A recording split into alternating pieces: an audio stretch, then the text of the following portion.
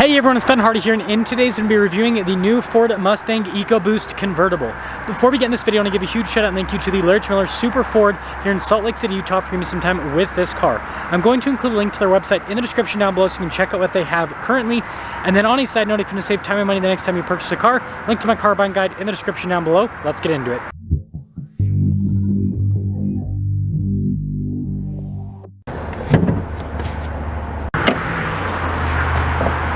Powering this is a turbocharged 2.3 liter four-cylinder that goes through a 10-speed automatic transmission.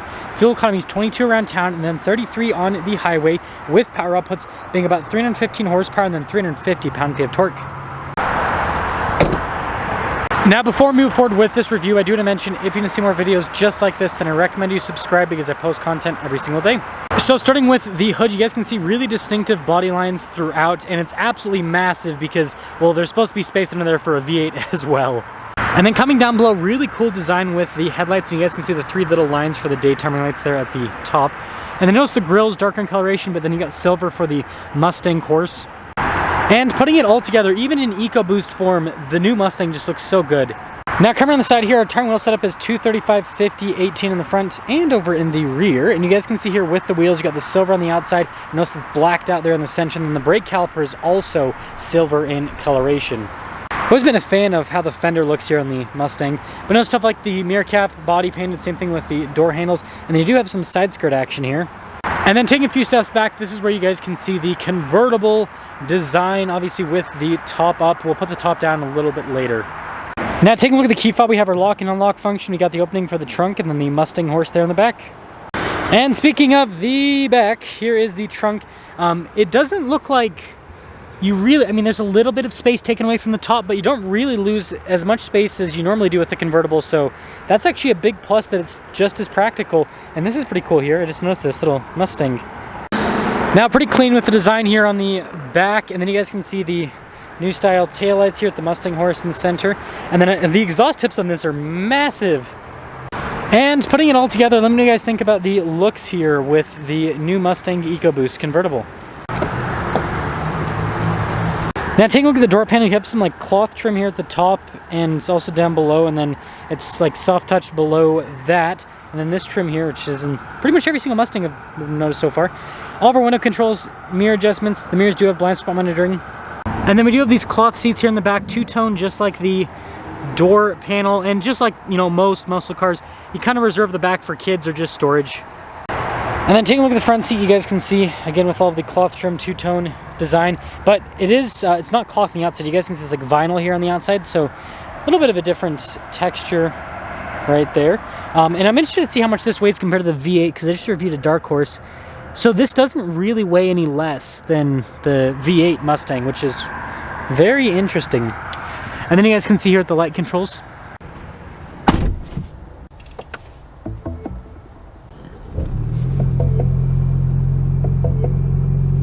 Now taking a look at the steering wheel, we've got the cool new flat bottom design, and this trim right here is actually really nice.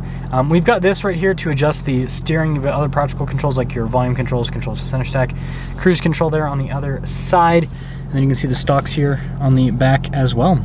Now the gauge cluster itself has the plastic wrapping, which kind of is getting in the way a little bit, but you can see fully digital here, which is really cool. But the fun thing about the new Mustang is that you can change it. So that's the track mode. But then I can also change it to a calm screen. There's a sport mode as well. There's a normal. You can match it to the drive mode. But the one that I use in every single Mustang review is the Fox body, because it looks cool.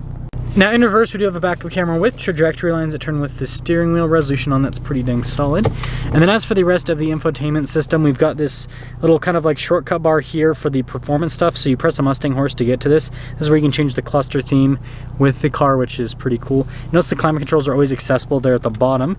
And then notice once I press the home screen button, it goes back. And again, I think it responds relatively quickly. And it looks like this also has heated seats, which is another nice feature. I think Ford really likes this trim because it's like all around the top of the dash and then all around over here as well, just above the glove box. And speaking of glove box, pretty good storage there. Got some vent action here, and then you guys can see the engine stop start, and then notice auto stop start. That's the Mustang horse. stability control, hazard lights, and then your favorites, and then that's for the defroster, and then your volume control, all in the same area. It's kind of interesting. Charging area in front. Then we got our shifter for that 10-speed automatic transmission, parking brake behind it. So this doesn't have the pull-up parking brake, kind of interesting. Cup holder action, and then with the center console. And this leads us to the top. You have this little tab you pull down, and then you twist, and you can see that that unlocks it. And then you can press this button right here, and it's pretty fast. Plop. And well, the sunlight is really bad now because the sun has finally come up. But anyways, you guys can see here with the top down, definitely looks a lot cooler, especially with those new lines they do in the back. It has kind of like a speedster appearance. Yeah, that's pretty cool. Anyways, here's our window sticker for this EcoBoost Convertible. All the standard equipment. Sorry about my shadow, by the way. It's kind of making it. There you go. 101A equipment group. Anyways, after all options, $40,615 is the total MSRP. And let's see how it drives.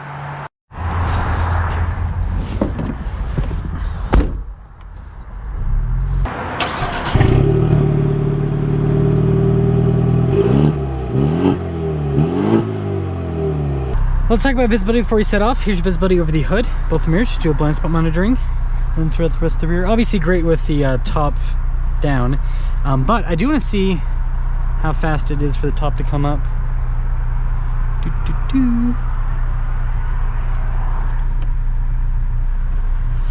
That's pretty quick. Oh, is it not done all the way?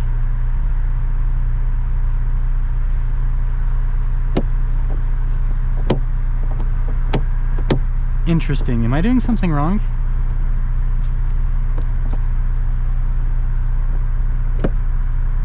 Oh, there we go. I think I like overcorrected. I don't know. I figured it out though. It took me a second. Anyways, other than me being stupid on camera, let's see how this Mustang EcoBoost performs. EcoBeast, right? Now, oh, there's I forgot about the secondary windows in the back. I was like, man, actually we'll keep them down because it kind of makes it feel more open. So actually setting off, first off, again, the Fox body gauge cluster, it adds to the experience of the new Mustang. I don't know, it gives you kind of that more old school muscle car feel, just because the gauge cluster, that's it. Don't need anything else. It's kind of funny how that works. But ride quality is pretty good with the Mustang. And again, this is all about like this is this is gonna sound bad, but it's just the truth. This is like the rental car spec, right? Where they do the convertible, the EcoBoost, so that it's not as expensive. And like, this is what every boomer gets when they go on vacation. Not a bad thing, because it's a fun experience, right? Every time I've gone to Hawaii, I always see like millions of these. Millions, literally. Yeah, it's got good torque actually, which is fun.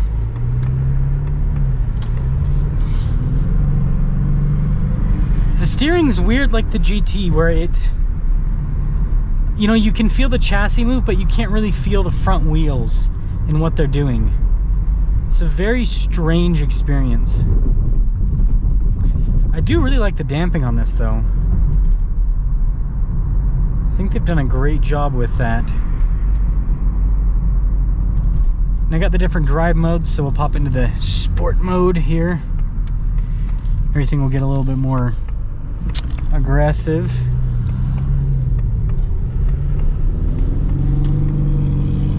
Man, I love this engine. I had this engine in my Ford Focus RS, obviously.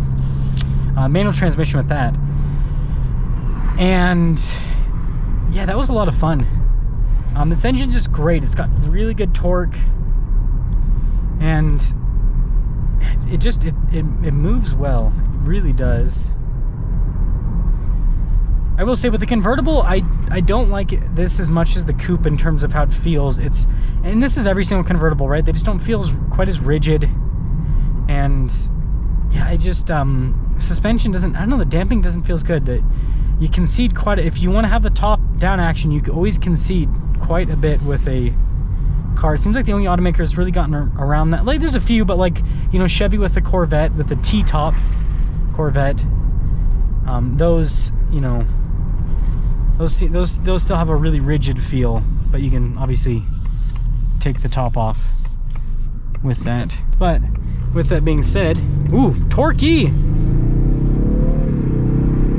Wow, this feels like more than 315 horsepower. Like, it really does feel fast. It's impressive. So, summing things up here, love the engine, actually, believe it or not. I know the EcoBoost gets a lot of crap because it's not a V8, but I really do like it. Just not a fan of the convertible as much. Again, I understand the point of the convertible, right, to have top-down action and all that. But yeah, for me, I think that the coupe is probably the way to go. Because yeah, I just think that the rigidity that provides and everything, it just feels a whole lot better. But let me know your thoughts on the EcoBoost. Let me know your thoughts on the convertible.